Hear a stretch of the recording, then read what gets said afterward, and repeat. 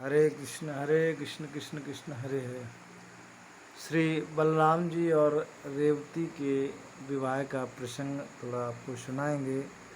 बलराम जी का विवाह कैसे हुआ।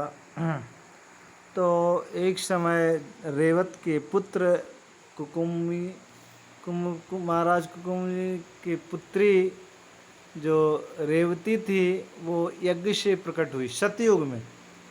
तो उन्होंने पृथ्वी में समस्त जगह देखा, लेकिन उनको ऐसा कोई राजकुमार वर नहीं दिखाई दिया रेवती के जैसा।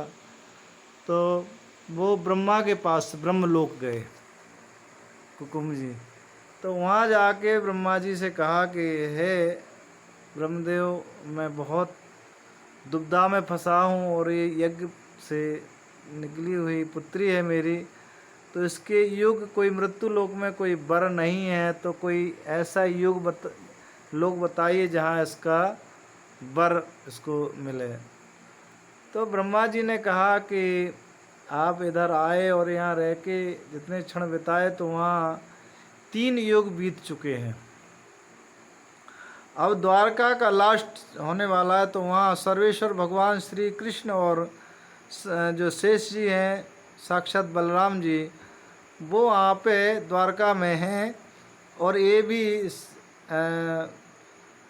शेष नाग की पुत्री है, तो इसलिए शेष की जो नाग की जो पुत्री है वो है, तो इसलिए जो उन्हीं की सहचरी है, दाऊ जी की सहचरी है। इसलिए मृत्युलोक में जाके दाऊद दादा से इसकी शादी कर दीजिए। तो ऐसा ही हुआ। जब वहाँ से वो आ रहे थे तो नारद जी ने तो पहले आके भगवान श्री कृष्ण को सूचना दिया कि ऐसा ऐसा है और दाऊ दादा की शादी के लिए कुकुमी जी आ रहे हैं। और वही हुआ, जब वो इधर आए तो कृष्ण और बलराम जी उनके स्वागत में खड़े आके उन्होंने प्रणाम किया और निवेदन किया कि हे सर्वेश्वर भगवान, हे शेष जी, हमारी पुत्री आप स्वीकार करें। तो भगवान श्री कृष्ण ने स्वीकार किया कि हमारे दाऊ दादा के लिए मैं इनको स्वीकार करता हूँ। और ऐसा ही हुआ। उन्होंने पाणी ग्रहण, पाणी मतलब होता है कि हाथ में हाथ देना, उसको पाणी ग्रहण किया जाता है। तो जब पाणी ग्रहण किया कुंभी ने, तो वहाँ मंत्रों का उच्चारण करने के बाद बोले कि अब तो मैं यहाँ के योग्य नहीं हूँ, मैं हिमालय में जाके तपस्या करूँगा, क्योंकि यहाँ के लोग तो बहुत सतयुग के बहुत बड़े होते थे व्यक्ति, और कलयुग में तो बहुत छोटे। तो बोले कि लोग यहाँ हंसी उड़ाएंगे और इसलिए मैं यहाँ से जा रहा हूँ। तो भगवान ने कहा ठीक है। और वही हुआ कि वो हिमालय जाए गए और यहाँ पे भगवान श्री कृष्ण ने कहा कि दाऊ दादा अब क्या होगा, भाभी के लिए तो लगता है कि बहुत बड़ा महल बनाना पड़ेगा। दाऊ दादा बोले इसकी ज़रूरत नहीं पड़ेगी। और दाऊ दादा ने अपने हल से रेवती जी को अपने बराबर कर लिया।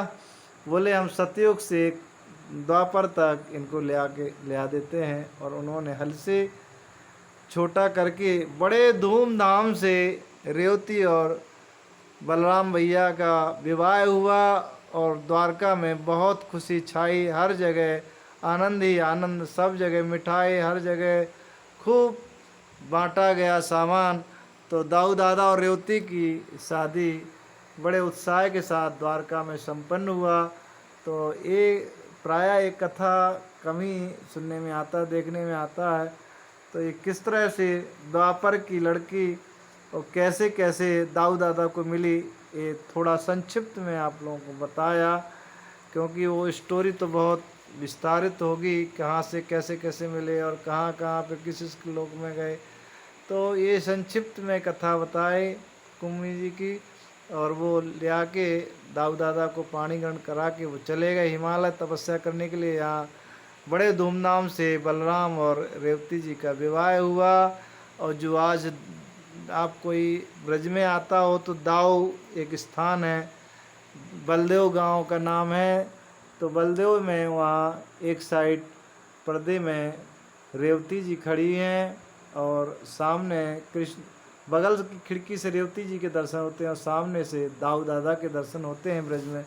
बहुत खूबसूरत दर्शन है, कभी दाऊ दादा और रेवती जी के करके आइए।